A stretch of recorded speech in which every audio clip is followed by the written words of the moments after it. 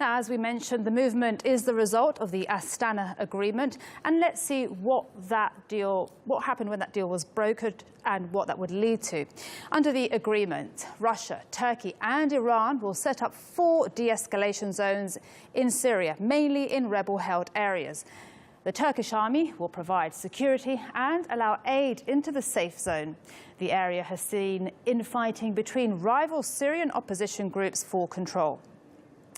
For more on this, TRT World's editor-at-large, Ahmed al-Burai, joins me now. Ahmed, thanks so much for joining us. Now, how sustainable is this operation that was announced today? I think it is going to be successful as far as the external spoilers are not intervening. What I mean by the external spoilers, first, could be the Kurdish militias. Second, could be some of the countries who are not interested in Turkey's role in Syria.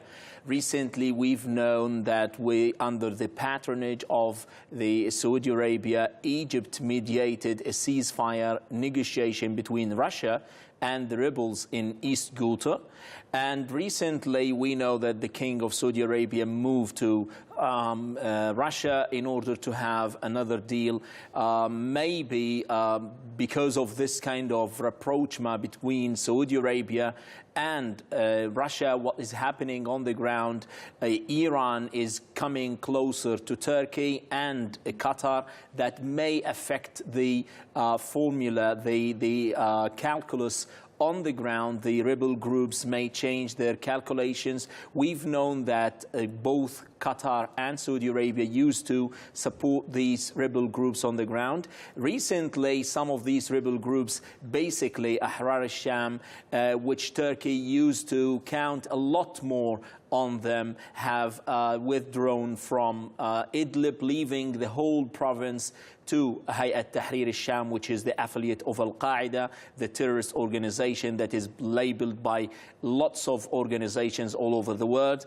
Now, this is going to succeed as far as Iran, Russia and Turkey are concerned, and they're the guarantors of this, and it seems that they're determined to find a political solution to this. This time is different.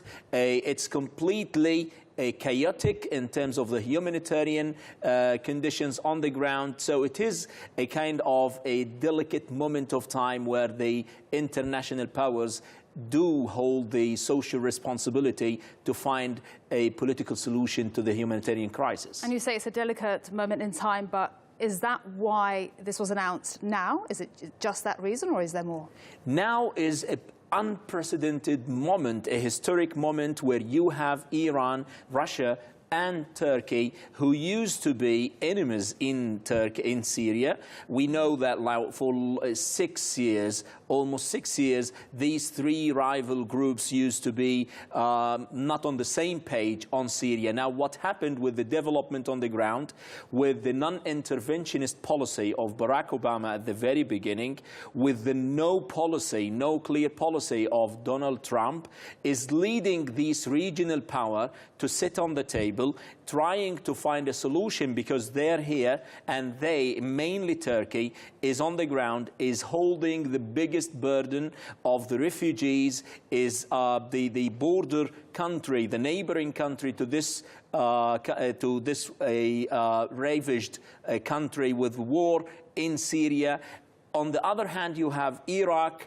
In Iraq, you have the referendum recently in the KRG, and you have Iran reluctance to this kind of new development. Russia is also concerned to find a solution where they have their economic relations strengthened. So you have many of the developments, the progress on the ground that is forcing these regional powers to find a way to find a political solution, maybe out of the traditional international umbrella that seems to be paralysis, in a state of inaction, that was not able to find any solution on the ground.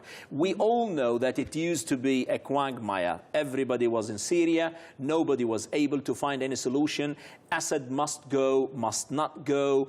The removal of Assad is on the table. Now Assad is being whitewashed and he will stay for the coming period of time. So all of these things dictate that Turkey is involved to find a way out of this ongoing vicious circle that harvested and claimed lots of innocent people. And this, if Turkey is not involved seriously, may lead to more conflict that is not going to end soon. Very compelling reasons.